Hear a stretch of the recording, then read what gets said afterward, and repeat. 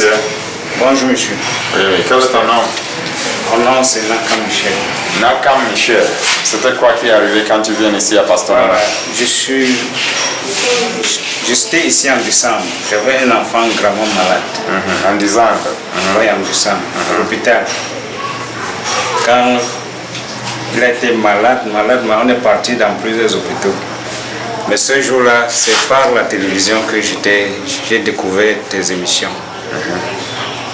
Alors, un soir, un samedi soir, le docteur, on a fait les examens, on a dit qu'il a les amis, tout ça, la fièvre typhoïde. On prescrit les remèdes pour un montant de plus de 50 000 le soir. Le matin, le docteur vient dire que ce remède ne peut pas le soigner. Il prescrit l'autre. C'est là où j'ai dit non. Ça, c'est pas possible. Il dit que j'ai vu à la télévision le pasteur Nana. J'ai décidé seulement qu'on vient ici. Ce jour-là, il n'avait même pas l'argent. Le lundi, et non, le dimanche matin, le soir à 17h, j'ai téléphoné. Vous avez dit que vous deviez être là. Mais ce jour-là, sans que vous étiez occupé, je suis venu, c'est pas vous qui êtes là. C'est quelqu'un qui m'a reçu. Voilà.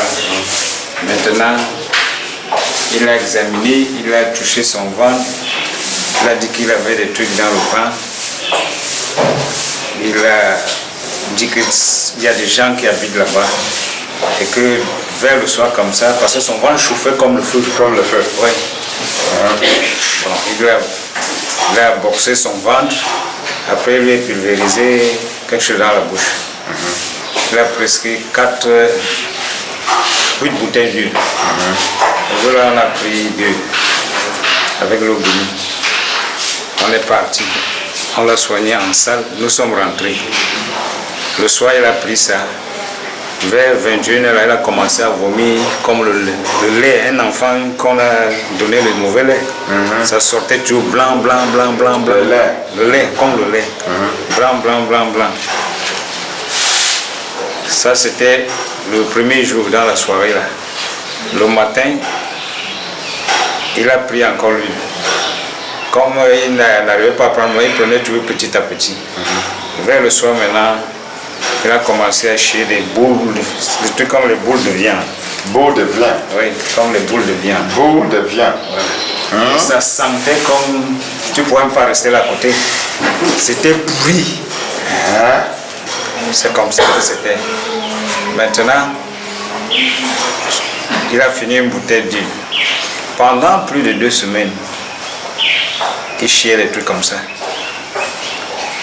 Maintenant, on est revenu ici, on achetait l'huile, on allait, il buvait, on achetait l'huile, il priait. Parce que dans ça, il faut toujours la prière.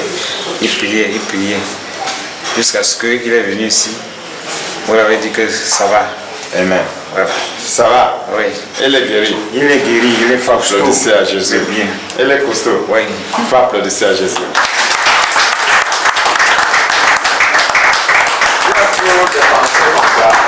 Tu as trop dépensé? Non, ici je n'ai rien dépensé. Ce n'est que l'huile que j'ai acheté. Mais tu as trop marché? Oui, j'ai marché. J'ai vu un imam. J'ai commencé par le guérir. On m'a montré un prêtre à Oussa. Lui, il a soulagé. Le jour que je suis allé à l'hôpital, j'ai trouvé l'ordonnance de 40 000 le soir. Le matin, le dimanche, pas chez lui, il a parlé de trucs comme ça qui étaient controversés. J'ai dit que non, je ne suis plus chez ce chemin. Il est même prêtre, mais lui, il ne voit pas clair. Bon. Maintenant, il a dit que je suis venu à l'hôpital, j'ai dit seulement que je viens chez pasteur. Non. C'est comme ça que ça s'est passé. Tu veux dire aux gens qui te regardent maintenant que ici c'est quoi? Oui, moi je vais dire que si quelqu'un vient ici, il vient avec un seul cœur. Oui. Un seul. Ne dis pas que est-ce que ça peut me guérir. Quand vous allez vous traiter, sortez pour dire que je veux guérir là où je pars. Et si vous lisez les lectures, Jésus-Christ dit qu'avec lui rien n'est impossible. Oui. Voilà. Donc avec lui tout est possible. Oui. Voilà. Parce que de tout ce que nous faisons dans la vie, c'est lui qui décide. Oui. Parce que quand nous marchons, on dit que nous sommes forts. On n'est pas forts. Regarde seulement quand le petit palu là nous arrête. Très fort. Tu commences à à ne pas se livrer. Même si tu avais quelque chose dehors, tu commences à envoyer les gens, ça veut dire que nous ne sommes pas forts. Donc croyez en Jésus et nous aurons le reste de tout ce que nous voulons. Amen. Croyez en Jésus. Ici, c'est femme de tout le folie. Croyez à quoi? À Jésus. Merci, monsieur. Dieu te bénisse. Amen. Et encore. En chaque saison et en chaque génération, Dieu enverra toujours son prophète pour délivrer son peuple de sa servitude. Et en cette génération, Dieu a envoyé son prophète, le grand prophète Nana Martin, pour délivrer son peuple. Crois en l'Éternel ton Dieu et tu seras établi. Crois en son prophète et tu prospéreras. 2 Chroniques chapitre 20 verset 20.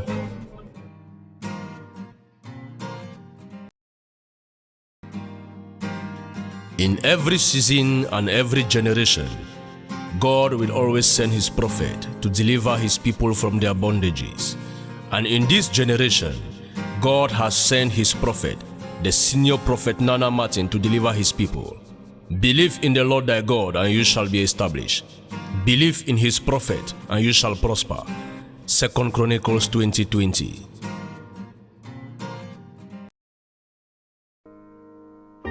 Is there a supernatural dimension?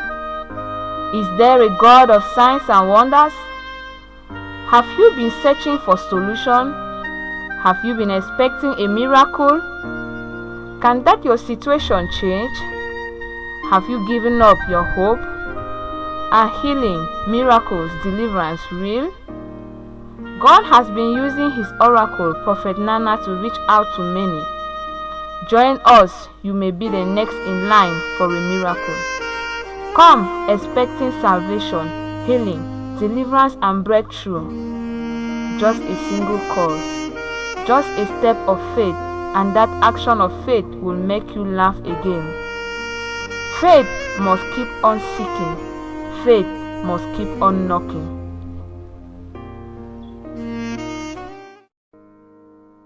Existe-t-il une dimension surnaturelle? Existe-t-il un Dieu des signes et des prodiges? Aviez-vous eu à chercher la solution? Aviez-vous espéré un miracle? Votre situation peut-elle changer? Aviez-vous perdu tout espoir? La guérison, les miracles et la délivrance sont-ils réels? Dieu a eu à utiliser son oracle, le prophète Nana, pour apporter la solution aux hommes. Joignez-vous à nous. Vous pourrez être le prochain en lice pour un miracle. Venez espérant la solution, la guérison, la délivrance et la percée. Rien qu'un appel, rien qu'un pas de foi et une action de foi te feront rire encore. La foi doit continuer à chercher, la foi doit continuer à toquer.